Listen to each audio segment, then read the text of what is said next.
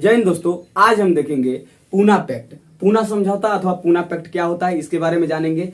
तो हम सबसे पहले इसके बारे में देखेंगे कि तीसरा गोलमेज सम्मेलन मतलब गोलमेज सम्मेलन जब हुआ था, ठीक है, उसमें प्रथम गोलमेज सम्मेलन में गांधी जी नहीं गए थे, ठीक। दूसरे गोलमेज सम्मेलन में गांधी जी गए, ठीक, लेकिन वहां से किसी समझौता के कारण मैकडोनल्ड जब समझौता कर रहा था तो वहां से उठकर कूद के फान के भाग चले थे। अब लोग बुलाते रह गए लेकिन ये आए नहीं, ठीक।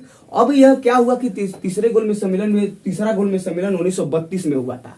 इसमें क्या है कि मैकडोनल्ड जो था ना, ये सांप्रदायिक पंचांग के अनुसार अंबेडकर जी को कुल कितना 71 सीटें देने के लिए वादा किया था। 71 सीट दिया था, ठीक है। वो भी एक ही भारत के एक ही स्थान पर, जैसे कुछ ही क्षेत्र में 71 को सीट दे दिया था, ठीक। अब इससे ये बवाल उठा, गांधी से ये बात हुई थी कि इसीलिए गांधी ने कहा कि देखिए, अगर मान लीजिए 71 को सीट एक ही पास दे दिया तो कल को क्या सबूत है कि वो अलग देश का मांग नहीं करेंगे। मान लीजिए एक जगह आप ही लोग का समुदाय रह जाए तो आप लोग तो एक ही जगह मांग करना शुरू कर देंगे, और पाकिस्तान जैसे अलग हो गया वैसे आप भी एक दिन अलग हो जाएंगे। तो गांधी जी ये नहीं चाहते थे कि हमारा देश का और टुकड़ा हो। इस वजह से इन्होंने कहा देखिए अम्बेडकर जी, ऐसा है कि आप कितना है आपको, जैसे तो क्या हुआ जब गांधी जी वहां से भाग कर चले आए थे, जब वहां से भाग के चले आए तो ये मैकडोनल्ड फोन किया इरविन को। उसमें भारत का वायसराय इरविन था और ब्रिटेन का प्रधानमंत्री मैकडोनल्ड था, ठीक है। फोन किया इरविन को तो इरविन गया, इनको कहा कि जल्दी बुढ़वा के पकड़ लो, अब यहां से कूद के भागा है, जल्दी से पकड़ के रखो। तो इरविन ने गांधी जी को पुणे के यरवदा जेल में पकड़ लिया था, ठीक है। अब क्या हुआ, अब गांधी जी के जब पकड़ लिया था तो अंबेडकर जी भारत आ गए थे, ये भी सभी लोग भारत हो गए थे। अब क्या हुआ कि गांधी जी ने सोचा कि इनकी बातों को कैसे मनवाया जाए। भाई गांधी जी बहुत बड़े महान नेता हैं भाई, हाँ, बैरिस्ट्री की पढ़ाई की है, मतलब कि इतना ज्यादा राजनीति में उनका छल कपट चाहे किसी प्रकार के बहुत आगे हैं सब। अब गांधी ने सोचा अपने चाल में कैसे इनको पकड़े जाए। तो गांधी जी ने 20 सितंबर 1932 को अमर अनशन कर दिया, मतलब भूख हड़ताल पर बैठ गए, कहे कि अब ये अलग हो रहे हैं, हम कुछ खाए पिएंगे नहीं। 20 सितंबर 1932 को भूख हड़ताल पर जब बैठ गए तो क्या हुआ, लोगों ने कहा अरे अम्बेडकर जी देखिए, अरे बुढ़ऊ एक के तो नेता हैं, बुढ़ऊ मरा जाएंगे, एक के तो देश का गार्जियन बचा है सुबहित, वो बाकी सब क्या है, चूतिया निकल गए हैं सब, आप ही जैसे बुढ़ऊ को बचा लिया जाए, अभी मरा जाएगा जेलिए में तो गड़बड़ा जाएगा। तो इन पर जोर बनाकर इनको ले गया पूना के यरवदा जेल में। तो वहीं पर बैठा गया, यहाँ पर देखिए जवाहरलाल नेहरू और तेज बहादुर शत्रु और बहुत सारे लोग थे जो इनके साथ गए वहां पर समझौता के तौर पर, ठीक है। तो पूना की यरवदा जेल में शाम 5 बजे बैठक हुआ। BR अम्बेडकर मतलब भीमराव अम्बेडकर और गांधी जी थे, और यही दोनों लोग मेन थे, और इनके साथ ले जाने वाले जवाहरलाल नेहरू और तेज बहादुर शत्रु गए। वहां पर जाकर कहे कि देखिए, अम्बेडकर जी कहे अम्बेडकर जी, अरे बैठिए महाराज, कुर्सी लीजिए, बैठिए। कुर्सी पर बैठाया गया और आराम से कहे कि अच्छा ये बताइए आपको कितना मैकडोनल्ड दिया है। अम्बेडकर जी 71 को दिया है हमको। तो कहे अच्छा 71 को दिया है आपको, ऐसा है हम आपको 148 को दे देंगे। तो कहा ये बहुत बढ़िया है महाराज, 148 को देंगे भाई, 148। तो मैकडोनल्ड ने अंबेडकर जी को संयुक्त क्षेत्र दिया था, माने एक ही जगह दिया था, जिसका डर यह था गांधी जी को कि अगला देश मतलब अगला जब एक ही जगह हो जाएंगे सब क्या हो जाएगा, आप ही के अधीन में हो जाएगा और आप अलग मांग करना शुरू कर देंगे। अब क्या हुआ, तो ये कहे हम आपको 148 को सीट देते हैं। हम बोले बहुत बढ़िया, ये महाराज जी बतिया पहले काहे न किए, काहे कूद के भाग गया है, अरे वहीं पर कह देना चाहिए ना।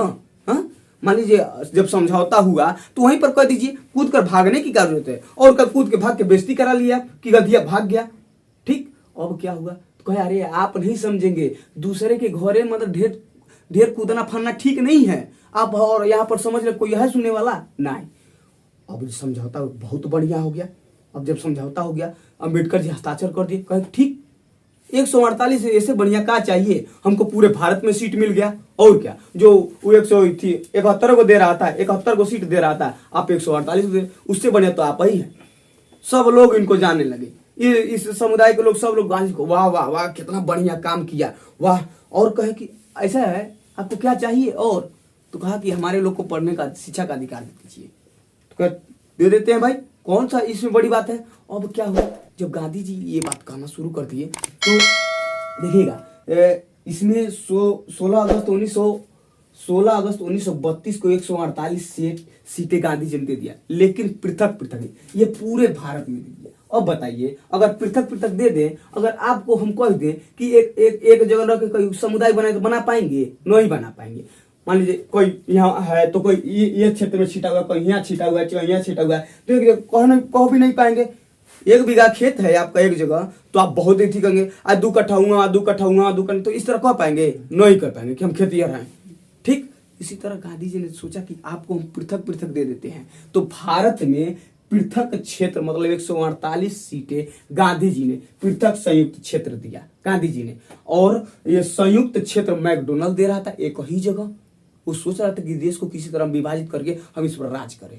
अब क्या हुआ, ये 16 अगस्त 1932 को 148 सीट दे दिया गया। अमर अनशन पर गांधी जी 30 सितंबर 1932 को बैठे थे। अब गांधी जी ने कहा ठीक है, अब हम अमर अनशन तोड़ देते हैं। गांधी जी अमर अनशन तोड़ दिया। अब इसमें क्या हुआ कि जब ये बात हो गया तो सब लोग आराम से रहने लगे। अब क्या हुआ कि ये जो गांधी जी ने कहा कि और क्या चाहिए आप बताइए, आप लोग जो है ना, आप लोग बहुत महान व्यक्ति हैं। गांधी जी ने और बात को मनवाने के लिए, समुदाय में जगह बनाने के लिए एक सेवक संघ खोला। 30 दिसंबर 1932 को कहा कि आपका समुदाय जो है ना, हरि का भेजा, मतलब हरि भगवान और जन माने लोग, हरिजन मना आप लोग जो है ना भगवान के भेजे हुए लोग हैं, इसलिए हमको आपको क्या करना चाहिए, सहयोग करना चाहिए और सेवा करना चाहिए। आप इतने महान लोग हैं, हरिजन मतलब आपको भगवान ने भेजा है। तो ये संघ बना दिया जिसमें हरिजन सेवक संघ की स्थापना 30 सितंबर 1932 को गांधी द्वारा किया गया। 30 सितंबर 1932 को हरिजन सेवक संघ यह स्थापना किया। सभी लोग चारों तरफ ये सोचे कि भाई गांधी जी ऐलान कर दिए हरिजन सेवक संघ, जिसमें हरिजनों का सेवा किया जाएगा। इसमें जाते थे बाजारे, घूमते थे, का ले जाएगा हरिजनों को, का ले जाएगा, अरे चल चल चल चल पहुंचा देते थे। लोगों ने सोचा हाथ तोड़ी किए, और बोले तो ऐसा भय भी नहीं किया था। अब ये क्या, कितना बढ़िया गांधी है। लोगों ने कहा कितना बढ़िया गांधी है। तो अभी गांधी का अम्बेडकर जी, अरे हमसे राजनीतिक, आपके मान का नहीं है राजनीतिक, ठीक है। अब गांधी यहाँ चाल चल दिए। अब एक बात और है कि कहने का मतलब कि ऐसा राजनीतिक में ऐसा व्यक्ति चाहिए ना जो छल कपट जानता हो। अब देखिए मोदी जी को अच्छे दिन आएंगे, आते रहेंगे, 15 लाख रुपया आएगा हर व्यक्ति के खाते में, तो ये तो छल कपट का मामला है। इहो गुजरात के गधियो जी, गुजरात के देखिए आएगा नहीं। अरे गुजराती तो यार टकला को क्या करता है, कंघी कह कि बाल आएंगे, ऐसे कह देता है, ठीक, टकला को कह देगा कि बाल आएंगे। अब क्या हुआ कि यहाँ पर जब हो गया तो गांधी जी और अम्बेडकर जी के बीच में एक और दिक्कत था। ये बात है कि अम्बेडकर जी कहते थे कि पंचायत का जो व्यवस्था है ना, नीति निर्देशांक के अनुसार पंचायत का व्यवस्था है, गांव में नहीं रहना चाहिए। गांधी जी कहते गांव में रहना चाहिए। कहने का मतलब कि मुखिया का जो कार्य प्रणाली है वो गांव में नहीं रहना चाहिए। अम्बेडकर जी का कहना था और गांधी जी का कहना था ये गांव में रहना चाहिए। गांधी जी कहते थे ये गांव का देश है भारत, क्योंकि इसमें रहना चाहिए, और अम्बेडकर जी कहते नहीं रहना चाहिए। अब आए डॉक्टर राजेंद्र प्रसाद, देखिएगा पंडित जवाहरलाल नेहरू आए, कहीं बुर्बक कब्बो लड़ जाते हैं दोनों आपस में। कहा घटा रहता है तुम लोग को, हमेशा लड़ जाता है तुम लोग आपस में। अरे दोनों पढ़ा लिखा आदमी है, दोनों आपस में समझ के कोनो काम करो ना, जब देखो तब कुकुरन की तरह हमेशा लड़ जाता है दोनों लोग, ठीक। अब ये बात सुन के तो लड़ जाते हैं।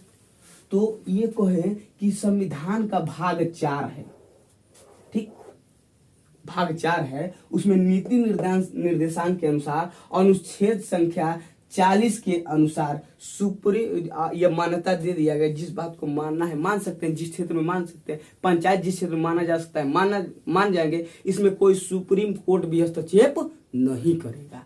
नीति निर्देशांक संविधान के भाग 4 के अनुच्छेद 40 के अनुसार यह मान लिया गया है कि जिस बात को मानने का इसकी मान्यता रहेगा उसको माना जा सकता है। जिस क्षेत्र में लागू हो सकता है हो कर दिया जाएगा, जिस क्षेत्र में नहीं करने लगा रहेगा उसमें नहीं किया जाएगा। ये सुप्रीम कोर्ट भी इस पर मंजूरी कर सकती है।